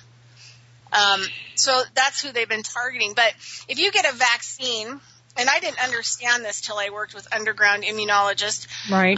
But if you get a vaccine, say you got one, and the other thing too is since 91, this is the other thing people don't understand. They changed the vaccines in 1991. To what? What do you mean? Well, they're different. They have a lot of other chemicals in them. Oh, yeah, formaldehyde, dead baby cells. Yeah, well, and they're just different. The way that they're whole designed are different. That's why there's so much autism. We got live viruses. They don't give you live virus anymore. Yeah, well, I'm still the kind of mother or person that would think we'll deal with it if it happens. I'm not predispositioning it. But once your body heats up and it has a fever and it fights it off, then your body knows how to deal with it. Right. If your body is never given a chance, and then you pass that on to your offspring, that information. Uh-huh. So if you get a vaccine, like especially the 91 ones or these ones that are out now or the flus or whatever, then it actually puts a hook onto your DNA. So every time your body regenerates, say you get the Hep C vaccines, there's 3 of them. And now wherever the part of your liver regeneration happens on your DNA, and your brain sends a signal to your liver and says, okay, it's 6 months, you need to update the liver. And so, you know, your body goes and it copy pastes that part of the DNA, and then it comes back to the liver and it recreates a whole new liver, and that liver usually doesn't even have like the same cells left, right? Totally remaps it. Now, if your spine is jacked up, though, and your liver, you know, access point or telephone connection to the brain is closed, it will never regenerate. And you will get cancer because it no longer has a relationship to the brain and the hard drive. So that's a whole other thing. But what will happen is that the liver will regenerate itself with this hook, which is the hepatitis vaccine, over and over. So when you have a child, that child doesn't need a hep vax because you are giving that hereditarily in your own program to that child. But they don't tell you that. No, because they got to just keep the money going. Like they do with the rabies shots for the dogs. No, that's the thing. Like, I've been reading a lot about that with the whole everything that's going on, and I'm fighting, you know, kind of with my vet, because I only do the heartworm because, you know, that's, I can't really fix that. And right. If my dog gets that, that's a whole other thing. So it's the only thing that I do. But I've been reading lately, like, there are vets right now that are actually going to city councils and stuff and fighting with them because they don't want to kill any more dogs. They don't want to kill any more animals with the vaccines. But in order for them to be licensed by these states and these cities, they're forced to actually know that they're going to kill people's animals when they come in for these vaccinations. And plus the people, because the crap comes to us. We now have rabies vaccines in our... Yeah, well, but I mean, the thing is like if you're in a zoo and you handle bats, you should have a rabies vaccine.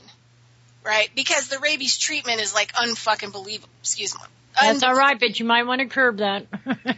It's unbelievable, right? So you don't want the rabies treatment. But, if you're not handling things that aren't going to be having a whole lot of rabies, I mean, what do you need that for? And this is the other thing, too. This one vet was saying that one rabies shot for the life of your animal is enough. Right. That's what I'm saying. Exactly. And so the veterinarians that are being taken over by the new veterinarians are becoming trained like Western medical doctors.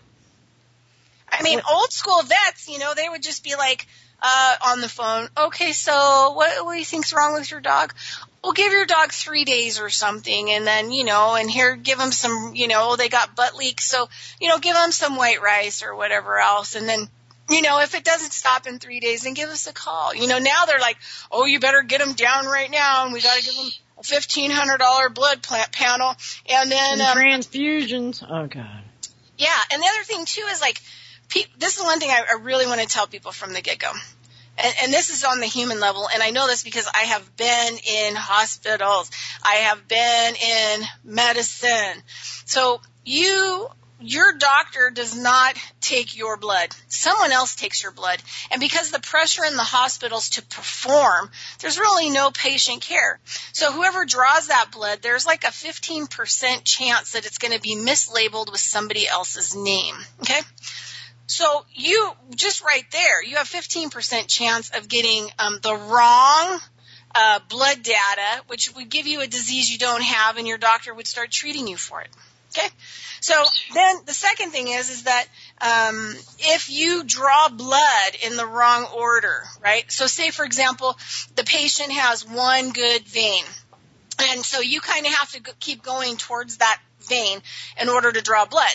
Instead of the doctor saying, hey, can you do a rainbow panel, which is like a 5-tube, it's 5 tubes, it's one draw, you put one tube after another on, and each tube, this is the other thing too, is each tube has a different chemical in it, right? So if they're not drawn in the right order, then that chemical backs up into the blood, and then it can make you look like you have a disease you don't have. So if the doctor just says, hey, draw this tube in the rainbow, and then you go back to the same vein and you draw another tube that was supposed to be before that tube, then it makes it look like the person has a disease they don't have, right? So, and then it goes through a lab.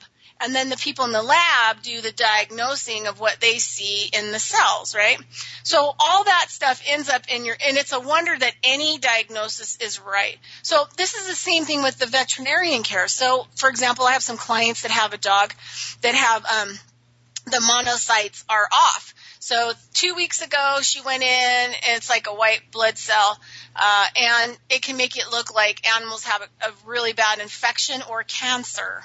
And so they went in like 2 weeks ago for a blood panel, and the monocyte was super low. And then 2 weeks later, they said, well, we have to do another blood test, give her this stuff, and then we'll see what it comes out to be. Well, then it's like way over the freaking chart. Oh. The monocytes were so high. And so the thing is that, stress, if your animals, okay, say your babies, most of Johnson & Johnson baby products have petrochemical in them, right? I know. Baby oil is the same stuff that you put in your engine, and you put that on a baby. But it can cause, little to no white blood cell production in your babies, right? So if your animals are exposed to that, or you're feeding your dog, bad so it dog makes them susceptible. Yeah, it makes them susceptible to low blood cell white count, which can make them look like they're having some kind of infection or some kind of cancer. But the white blood cell count being low can also contribute to a lot of other things that are going on. And if it gets too low, you can die. Aww. So the thing is that the vets, they're getting these blood tests, they from somebody else, unless they do the SNAP test, the blood test for the heartworm in on site. But if you have to send a lot of these blood work out, the vet is getting stuff that may not be accurate. What if the vet technician had 2 blood draws and they mixed up the labels? They set them onto the counter. Right. The thing is that you have to really think about what you're being told by the so-called authoritative system because they don't know. They're the ones. Unless that vet doctor or the doctor that you go to has their hands on the blood, they take the blood, they put your label for the blood, they take the blood down to the lab and look at your blood and then make a diagnosis. You should not trust any diagnosis that you get. Ever. I agree. Totally. Because that's what made me go into the herbs, was investigating what they were trying to pull over on me. Mm-hmm. So anyway, so the whole thing about what's going on now is everything is hereditary. And we're like 5 generations into hereditary, right? So we don't even, let me just throw this one nutrient out there. About 4 years ago, I learned about glycine. It's an amino acid. But, the thing that glycine is from, you basically would have eaten it in bone marrow or tendons and ligaments. And, so this was a nutrient that we were getting when we were eating, the whole animal, right? It's also, if you can get really good nutrient-dense cattle and they have really good bones, which is impossible to find, and you boil that down, you can extract glycine as part of the bone broth. But a lot of these animals don't really have nutrient either, so you can't really depend on what you're reading on the label for bone broth. So glycine is something that we're 5 generations away from. I mean, when was the last time that you ate bone marrow? Or it's been a while. Tendons and ligaments, that were non-cooked or whatever. So, never raw. So hereditarily, we're missing the basic amino acid for life. In our chain because we do not get it in our diet. Now, it's super cheap nutritional supplement, and I recommend it for everybody because it will help so many things, especially sleeping. But because you don't get it as a nutrient in your diet. Staying asleep, kind of sleeping? Yeah, good. You need to spell that word for me. And it's a conscious amino acid because it also helps with lucid dreaming. Okay, so tell me the word again, Bridgette. Glycine,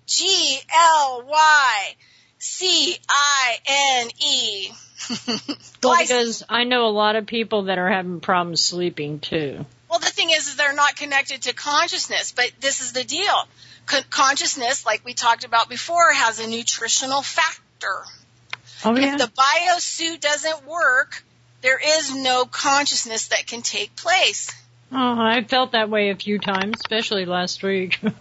Yeah, but I'm missing myself. Where'd I go? So if we're missing like one of the most important amino acids in our chain of amino acids that actually creates the switches, right, the positive and negative charges in our proteins and how our proteins hook together, can you even, and that is like the basic. Does it help with stomach issues as well?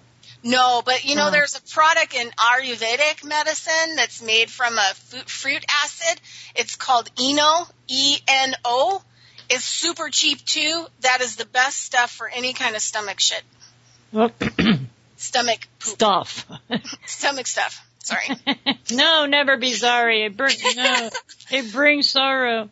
S-T-O-A-M-T-H. Okay, go ahead. Yeah, so Eno, and we have a little India store here, and the people carry the Eno from India. So, and it's a fruit acid, and get off any kind of Prilosec or whatever, any kind of acid reflux drug. And I wouldn't do that anyway. But I just got something in the chat here saying, "Great guest, Mona. Can't wait for her show to start. Thanks." Yeah, Monkey's a sweetheart. Yeah, so that's why I said about when you do your show, you want to be in chat, because just in case people do listen. Well, and I'm excited because Janie knows a lot, I know a lot, and what we want to do. Like I said, it's all entertainment use only. Remember that. Yeah. And what we want to do is, like, we have these amazing conversations, and we'll be on the phone for 2 hours, like Spock mind melding. So I said, if we're on a show, I get to talk to you at least once a week, and we're going to talk about whatever we learned that week, whatever we came across, whatever. No expectations, right? And it'll just be like free, and yeah, that's how I do my show. So I'm super excited about, because I learned a ton from her, and it's just going to be, it's super cool. It's super cool, and we're going to do guests, too, when we have them. And Janie is not going to be able to be on our first show. She had a commitment, which is fine, and I'm going to be having a lady named Karen Schultz, I think is her last name. She's going to be my guest on March 17th, and she's a pretty interesting character as well. All right, so join Bridgette at that time and space. I want to thank you. It was a great show. Thank you, Mona. And, thank you. You know, everybody do the donate click. Later. I know, right? Okay, I gotta do something here. All right.